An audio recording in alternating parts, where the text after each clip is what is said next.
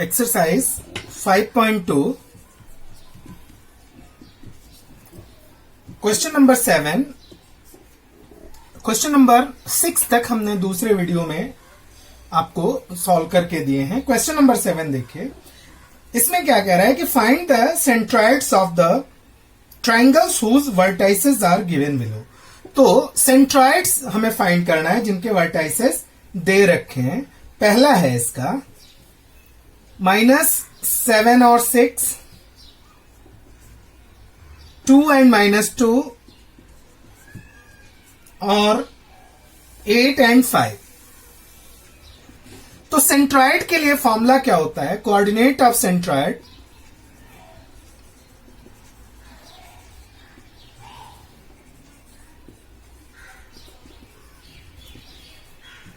उसके लिए फॉर्मूला होता है x1 plus x2 plus x3 upon 3 and y1 plus y2 plus y3 upon 3।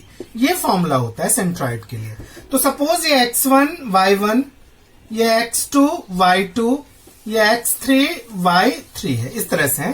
तो अब इनका सेंट्रॉइड क्या आ जाएगा?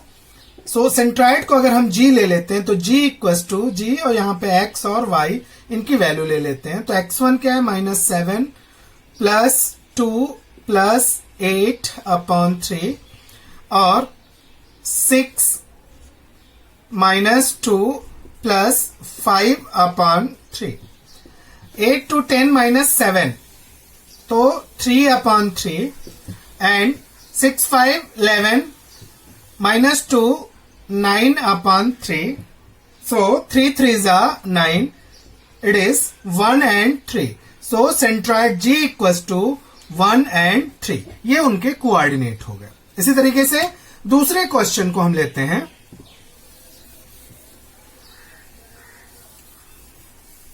सेवन का दूसरा क्वेश्चन, सेकंड सब क्वेश्चन ऑफ क्वेश्चन नंबर 7। इसमें दे रखा है 3 and -5, 4 and 3 and 11 and -4, 11 and -4।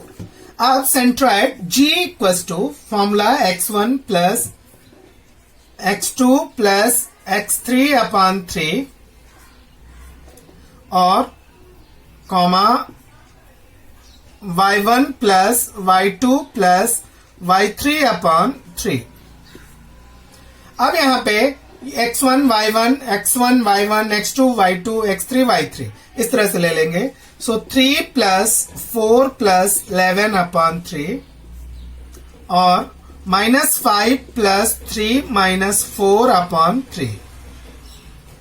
So 11 4 15 3 18, 18 upon 3 and 5 4 9 -9 plus 3 equals to -6 upon 3. 3 6 are 18, 3 2 are 6. So G x y equals to क्या आ गए? 6 and 2, 6 and -2। ये हमारा सेंट्रॉइड हो गया। इसके बाद थर्ड सब क्वेश्चन है 7th क्वेश्चन का। थर्ड सब क्वेश्चन में 4 7 8 4 7 एंड 11 ये 3 पॉइंट दे रखे हैं। अब इनका हमें सेंट्रॉइड फाइंड करना है। तो आप चाहें तो ट्राई कर सकते हैं, वीडियो को पॉज कर दीजिए और फिर फॉर्मूले के साथ इसको सॉल्व कीजिए। सॉल्व करने के बाद फिर आप वीडियो को जब प्ले करेंगे तो मैं उसको सॉल्व करके आपको बता देता हूं, आपको आंसर भी मिलेंगे। सो x1 plus x2 plus x3 upon 3 and y1 plus y2 plus y3 upon 3। ये तो फॉर्मूला हो गया सेंट्रॉइड के लिए। सो 4 plus 8 plus 7 upon 3 and 7 plus 4 plus 11 upon 3। सबको ऐड कीजिए। 7 8 15 4 19 अपॉन 3 एंड 11 11 22 अपॉन 3। सो इसको यहीं छोड़ देंगे। तो centroid G X and Y equals to, ये आपका आंसर हो गया। सो दीज आर द 3 सब part of the 7th question. अब हम लोग आते हैं क्वेश्चन नंबर 8 पे। चूंकि ये बड़ा एक्सरसाइज है, इसके लिए हम इसको कई वीडियो में इसके क्वेश्चन सॉल्व कर रहे हैं, ताकि आपको लंबा वीडियो होने के कारण बोरिंग न होना पड़े। तो इन ट्राइंगल एबीसी बोल रहा है कि एक ट्राइंगल है जिसका नाम है ए बी और सी। जी दे रखा है, एक सेंट्रॉइड है। सेंट्रॉइड कहां होते हैं? जहां पे सारे मीडियन आपस में मिलते हैं। तो जी दे रखा है। सो जी की वैल्यू दे रखी है 4 एंड 7। तो जी की वैल्यू है 4 एंड 7। ए की वैल्यू -14 -19, ए -14 -19। बी की वैल्यू 3 एंड 5, 3 एंड 5। सी की हमें वैल्यू फाइंड करनी है। तो सेंट्रॉइड के लिए फॉर्मूला होता है जी, अभी हमने आपको बताया, जी x1 plus x2 plus x3 upon 3। तो सपोज सी के लिए जो x और y है, जो कोऑर्डिनेट है वो x और y है, और y1 plus y2 plus y3 upon 3, ये हमारा फॉर्मूला हो गया। तो g क्या दे रखा है? 4 7 equals to x1 minus 14 plus 3 plus x upon 3, y1 minus 19 plus 5 plus y upon 3। यहां पे x के साथ 4 आएगा, y के साथ 7 आएगा। सो 4 इक्वल्स टू -14 और ये 3 कितने हो जाएंगे? 14। तो -11 अपॉन 3 प्लस x, यहां पे -14 plus y upon 3 equals to, ये y वालों के साथ क्या आ जाएंगे? 7, y का कोऑर्डिनेट आ जाएगा। अब यहां पे हम देखते हैं cross multiplication. Therefore 12 equals to -11 plus x, therefore x equals to 12 plus 11।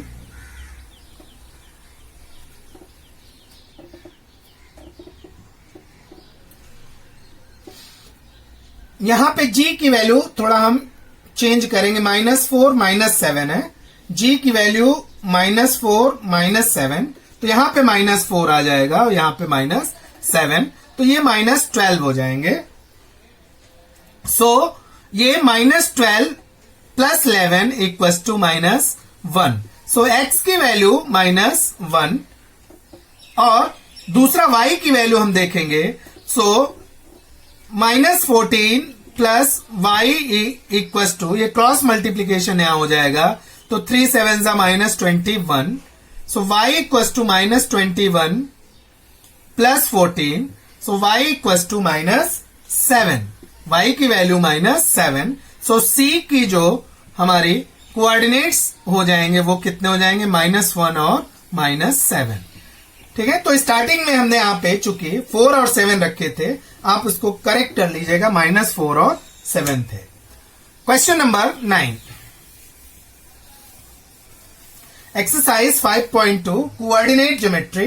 Question number 9 question में क्या कह रहा है कि coordinate of vertices of triangle G दे रखा है, हमें फाइंड करनी है, के की वैल्यू फाइंड करनी है।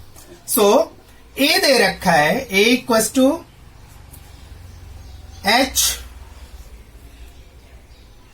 And -6, b equals to 2 and 3, c equals to -6 and k, और g दे रखा है 1 एंड 5।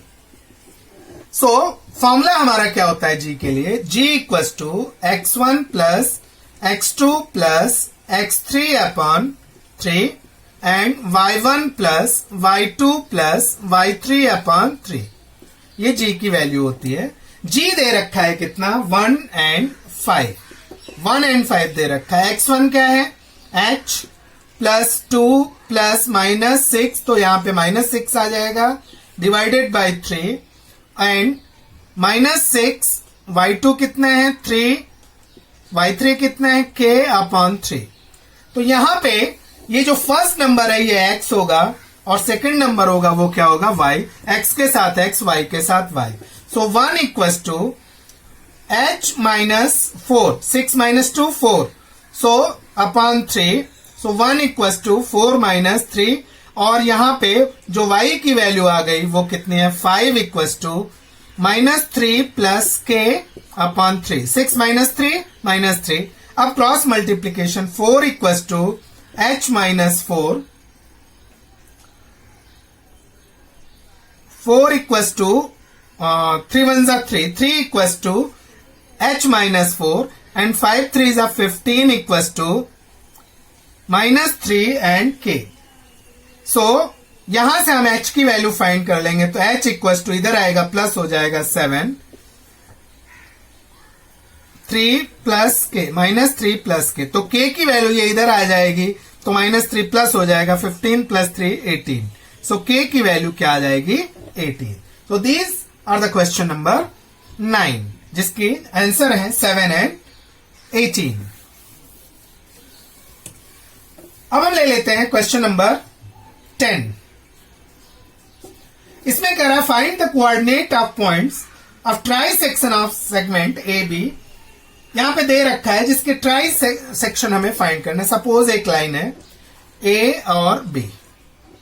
ट्राई सेक्शन मतलब कि जो लाइन को 3 पार्ट में डिवाइड करें। तो ये 2 एंड 7, बी कितना है -4 और -8। ट्राई सेक्शन सपोज एक P है और एक Q है, तो P और Q इसको 3 हिस्सों में डिवाइड कर लेते हैं। सो अगर हम P को लेते हैं तो यहां पे P को हम ले लें क्या X और Y ले लें, और Q को ले लें A और B। इस तरह से हम Q को ले लें। तो जब हम पॉइंट P को फाइंड करेंगे, सो P X और Y, तो सेक्शन फॉर्मूला यूज होगा। सेक्शन फॉर्मूला क्या होता है कि mx 2 plus nx 1 upon m plus n और my2 plus ny1 upon m plus n। तो अब बच्चों देखेंगे, तो अगर हम P पॉइंट को लेते हैं तो 3 हिस्से हैं, तो ये 1 हिस्सा हो जाएगा और ये पूरा हिस्सा कितना हो जाएगा 2। सो m की वैल्यू ये 1 हो जाएगी और n की वैल्यू ये कितनी हो जाएगी 2 हो जाएगी। तो P का कोऑर्डिनेट फाइंड करने के लिए m की जगह हम 1 लेंगे। 1 इंटू x2 कितना है -4, प्लस n की वैल्यू कितनी है 2, और x1 की वैल्यू कितनी है 2 इंटू 2 अपॉन 1 प्लस 2, और my2, तो my में m कितना है 1, y2 में इंटू -8 प्लस n कितना है 2, और y1 की वैल्यू है कितनी 7, 1 प्लस 3 इक्वल्स टू 4 1 जा 4 -4 प्लस 4 अपॉन 3, और यहां पे -8 प्लस 14 अपॉन 3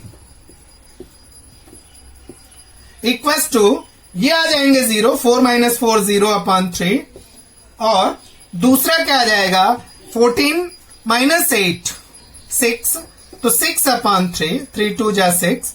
तो P की जो कोऑर्डिनेट हो जाएगा, P का जो कोऑर्डिनेट होगा x और y, वो कितना आ जाएगा 0 और 2। तो P का कोऑर्डिनेट हमें मिल गया 0 एंड 2। अब हम यहां से Q का कोऑर्डिनेट फाइंड करेंगे। P का कोऑर्डिनेट तो हमें मिल गया, P का कोऑर्डिनेट क्या मिला 0 एंड 2, ये P का कोऑर्डिनेट मिल गया। अब Q का कोऑर्डिनेट लेंगे, तो Q के कोऑर्डिनेट में बच्चों हम क्या करेंगे कि यहां पे आप देखिए ये हिस्से कितने हो जाएंगे 2, ये 2 पार्ट हो गए, और ये बचा ये हिस्सा कितना हो जाएगा यहां पे, ये हमारा B था, B की वैल्यू -4 -8। सो यहां पे ये हिस्सा कितना हो जाएगा 1, तो 2:1 में ये के रेशियो में ये डिवाइड होंगे। So Q A B equals to mx। अब फॉर्मूला एक ही क्वेश्चन है तो 2 बार फॉर्मूला लिखने की जरूरत नहीं है।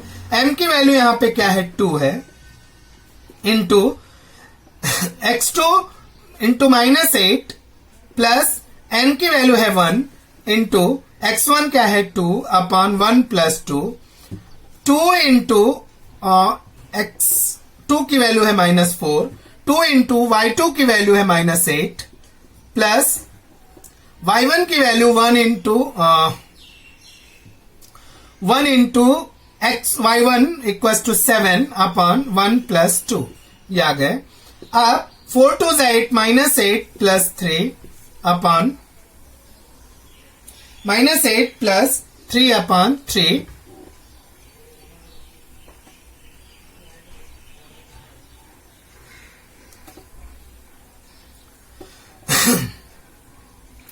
और ये 2 1 2 नॉट 3, 2 1 2, 8 2 16 -16 प्लस 7 1 7 अपॉन 1 प्लस 2 3 याद आ गए। सो -6 अपॉन 3 और यहां पे क्या आ गया -9 upon 3। So Q A and B equals to हमें क्या मिल गए 3 2 6 -2 and -3। So coordinate of Q is -2 and -3। तो ये तो रहे 10th क्वेश्चन। 11th क्वेश्चन हम देखते हैं। 11th क्वेश्चन में कह रहा है कि AB is given, find the coordinate of the points which divide the segment into 4 equal part। तो किसी भी सेगमेंट को 4 इक्वल पार्ट में वो डिवाइड कर रहा है। तो यहां पे ए और बी लाइन है, उसको 4 इक्वल पार्ट में डिवाइड करना है। ये क्वेश्चन नंबर 11 है। सो ए कितना दे रखा है -14 एंड -10, -14 एंड -10, और बी दे रखा है 6 एंड -2। इसको 4 इक्वल पार्ट में P Q R, ये P Q R इनको कितने इक्वल पार्ट में 4 इक्वल पार्ट में। तो 1 2 3 4 इक्वल पार्ट में दिख रहे हैं। तो P के लिए जो M है फॉर P देखिए एक पार्ट इधर है और 3 पार्ट इधर है। तो P के लिए M इक्वल्स टू 1 और N इक्वल्स टू रेशियो क्या हो जाएगा 3, 1:3। M is to N equals to 1:3। Formula P के लिए एक फॉर्मूला हम ले लेंगे, P equals to mx2 plus nx1 upon m plus n, my2 plus ny1 upon m plus n। तो ये फॉर्मूला रहा। m कितना है 1 इंटू x2 कितना है 6 प्लस n कितना है 3, x1 कितना है -14 upon 1 plus 3, m1 y2 -2 plus n कितना है 3, y1 कितना -10 upon 1 plus 3। 6 1 6, 14 3 42 -42 upon 4 equals to -36 upon 4, 4 9 36। तो ये -9, P एक -9 आ गया। अब दूसरा देखते हैं कितना आता है। सो -2, ये कितना हो गया -2 प्लस माइनस कितने हो गए ये 30, 10 3 30 अपॉन 4 -32 अपॉन 4, 4 8 32। सो 8 -8। तो P की वैल्यू कितनी आ गई 9 -9 एंड -8। अब देखिए जो Q है यहां पे, Q को हम कैसे फाइंड करेंगे। Q में देखिए इधर 2 है, इधर 2 है, 2 हिस्से इधर हैं, 2 हिस्से इधर है, मतलब ये मिड पॉइंट हो जाएगा। ये मिड पॉइंट हो गया तो यहां पे मिड पॉइंट का फॉर्मूला लिख देंगे हम। So Q equal to x1 plus x2 upon 2 y1 plus y2 upon 2। ये फॉर्मूला लिख दिया। अब x1 देखिए, x1 कितना -14 प्लस 6 अपॉन 2 और -10 -2 अपॉन 2। सो -8 अपॉन 2 और ये -12 upon 2। 2 4 8, 2 6। So -4 and -6। So Q का जो कोऑर्डिनेट आ गया वो -4 और -6 आ गया। तो ये तो मिड पॉइंट से आ गया। अब जो तीसरा पार्ट है R, अब R को अगर बच्चों हम देखें तो देखिए ये यहाँ पे 3 पार्ट हो गए, 3 हिस्से हो गए, और ये हिस्सा कितना हो गया 1। तो ये 3 हिस्से और 1 हिस्से। सो n = 3:1 इस तरह से हमें यहां पे मिलेगा। सो R = x1 m की वैल्यू हमने लिया 3 इंटू x2 6 है, प्लस n की वैल्यू 1 इंटू x1 कितना है -14 अपॉन 1 + 3, फिर m3 है y2 -2 प्लस n1 है y1 कितना है -10 अपॉन 1 + 3। सो ये R हो गए। सो 3 6 18 -14 1 14 अपॉन 4, 3 2 6 -6 माइनस 10 1 10 अपॉन 3 + 1 4। सो R = -4 अपॉन 4 -16 अपॉन 4, 4 4 16, 4 1 4।